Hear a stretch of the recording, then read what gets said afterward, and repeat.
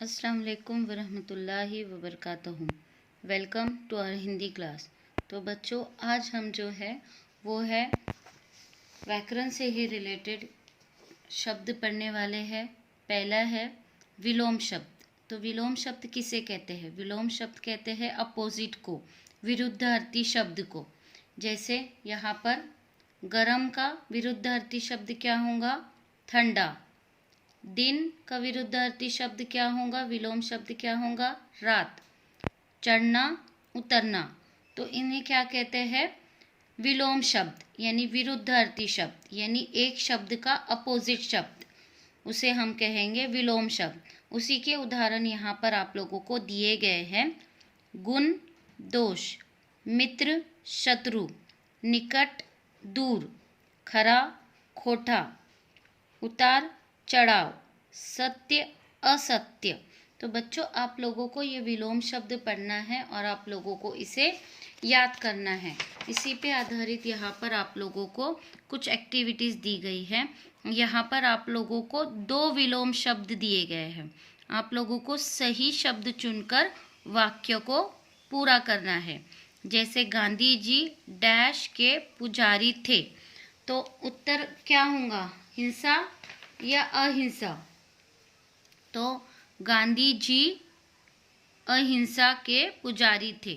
आप लोगों को विलोम शब्द लिखना है यहाँ पर। हाँ, बालक के पेड़ पर चढ़ने पर माँ डैश हो जाती है, धीर, अधीर। विरुद्धार्थी शब्द लिखना है आप लोगों को, विलोम शब्द। तो क्या आएगा? अधीर। बालक डैश बुलाने पर भी नीचे नहीं आता, बहुत। तो यहाँ पर आप लोगों को सही उत्तर चुनकर वाक्य पूरे करना है। उसके बाद यहाँ पर आप लोगों को कुछ शब्द दिए गए हैं, आप लोगों को उसके विलोम शब्द लिखना है। जैसे यहाँ पर आप लोगों को दिया गया है सत्य, तो इसका विलोम शब्द क्या होगा? असत्य। उसके बाद सुविधा, असुविधा, हित, अहित, सफल, असफल। तो इस तरीके से आप लोगों को इन शब्दों के विलोम शब्द लिखना है। उसके बाद यहाँ पर आप लोगों को फिर से कुछ शब्द दिए गए हैं, आप लोगों को इसके भी विलोम शब्द लिखना है। ठीक है, जैसे उठ, उठ का क्या लिखेंगे आप? बैठ। ऊंची, नीची, तो ठीक इसके भी आप लोगों को विलोम शब्द लिखना है।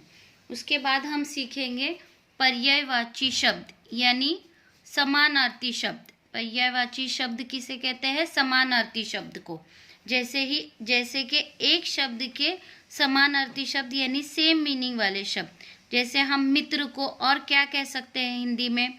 सखा, सहचर, साथी। माता, माँ, जननी, अम्बा। आग, अग्नि, अनल, पावक। पानी, जल, नीर, वारी। तो इन सब शब्दों के ये है पर्यायवाची शब्द, यानी समानार्थी शब्द। ठीक है, तो बच्चों आप लोगों को भी ये पढ़ना है और इसके पर्यायवाची शब्द आप लोगों को याद करने हैं। इसी पे आधारित यहाँ पर आप लोगों को कुछ एक्टिविटी दी गई है। यहाँ पर आप लोगों को कुछ शब्द दिए गए हैं, आप लोगों को इसके समानार्थी शब्द लिखना है। जैसे किनारा, तीर। उसके बाद वृक्ष, पेड़। नीर, जल। नरेश, राजा। तो इस तरीके से आप लोगों को इसके समानार्थी शब्द लिखना है। उसके बाद नीचे दिए गए शब्दों के 2 पर्यायवाची शब्द लिखिए। यानी यहाँ पर आप लोगों को जो शब्द दिए गए हैं उसके ही आप लोगों को समानार्थी शब्द लिखना है। जैसे पिता, पिता को और हम क्या कह सकते हैं? पिता होगा जनक और तात। जल, नीर, वारी। धरती, पृथ्वी, भूमि। तो इस तरीके से आप लोगों को इन शब्दों के जो है वो समानार्थी शब्द लिखना है। उसके बाद हम देखेंगे अनेक शब्दों के लिए एक शब्द, यानी एक वाक्य में जो हम कहना चाहते हैं पर उसके लिए एक शब्द का प्रयोग भी काफ़ी हो जाता है, तो उसे कहेंगे हम अनेक शब्दों के लिए एक शब्द। देखिए, जैसे यहाँ पर दिया गया है सदा सत्य बोलने वाला, तो इन चारों शब्दों के लिए एक शब्द हम प्रयोग कर सकते हैं, सत्यवादी, मीठा बोलने वाला, मधुरभाषी, दूसरे देश का रहने वाला, विदेशी, जो सुन न सकता हो, बहरा या बधिर, जो देख न सकता हो, अंधा, अच्छे आचरण वाला, सदाचारी। तो इसे क्या कहेंगे हम? अनेक शब्दों के लिए एक शब्द का प्रयोग। तो ये भी आप लोगों को बच्चों पढ़ना है और याद करना है। उसके बाद यहाँ पर उसी पे आधारित आप लोगों को एक्टिविटी दी गई है। आप लोगों को प्रश्न दिया गया है, अनेक शब्द दिए गए हैं और 2 उत्तर दिए गए हैं। आप लोगों को सही उत्तर चुनना है। जैसे कविता लिखने वाला, तो हम उसे क्या कहेंगे? कवि या रवि? क्या कहेंगे हम उसे? कवि। यस। सदा सच बोलने वाला, सत्यवादी या सज्जन? सत्यवादी।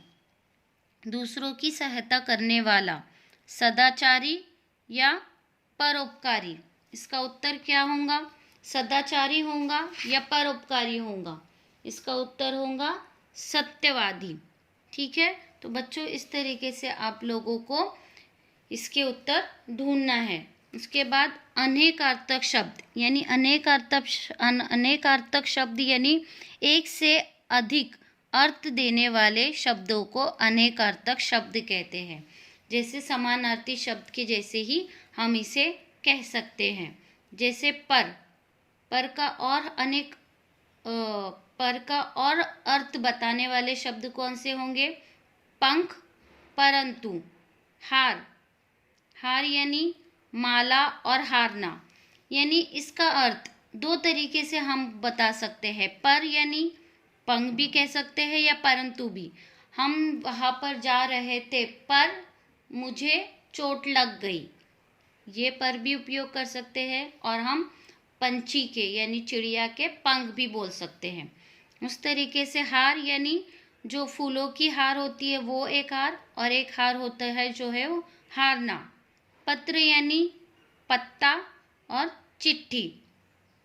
तो एक ही शब्द के अलग अर्थ बताने वाले शब्दों को कहते हैं अनेकार्थक शब्द। ठीक है, एक ही शब्द के अनेक अर्थ बताने वाले शब्दों को कहते हैं अनेकार्थक शब्द। देखिए यहाँ पर आप लोगों को दिया गया है, आप लोगों को यहाँ पर वाक्य दिए गए हैं और 2 सेम शब्द दिए गए हैं। आप लोगों को इसके यहाँ पर अर्थ लिखना है। जैसे राहुल ने अपने नाना जी को पत्र लिखा, तो यहाँ पर जो है पत्र लिखा, पत्र क्या होंगी? चिट्ठी। पेड़ से पत्र गिर रहे हैं, यहाँ पर पत्र का अर्थ होगा पत्ते। तो इस तरीके से आप लोगों को इसके अनेक अर्थ लिखना है। ठीक है, उसके बाद open your my observation book, page number 39। यहाँ पर आप लोगों को कुछ शब्द दिए गए हैं। आप लोगों को उसके विलोम शब्द और पर्यायवाची शब्द लिखना है। उसके बाद यहाँ पर आप लोगों को वाक्य दिए गए हैं और अंडरलाइन जो शब्द है, रेखांकित जो शब्द है, उनके आप लोगों को पर्यायवाची शब्द लिखना है। जैसे यह कदम का पेड़ अगर माँ होता यमुना तीरे, तो पेड़ का पर्यायवाची शब्द क्या होगा? वृक्ष। और तीरे यानी किनारे। तो इस तरीके से यहाँ पर आप लोगों को इन शब्दों के पर्यायवाची शब्द आप लोगों को लिखना है। Okay, so student, do your homework on time. Inshallah we will meet in the next class. Allah Hafiz. Assalamu alaikum wa rahmatullahi wa barakatuh.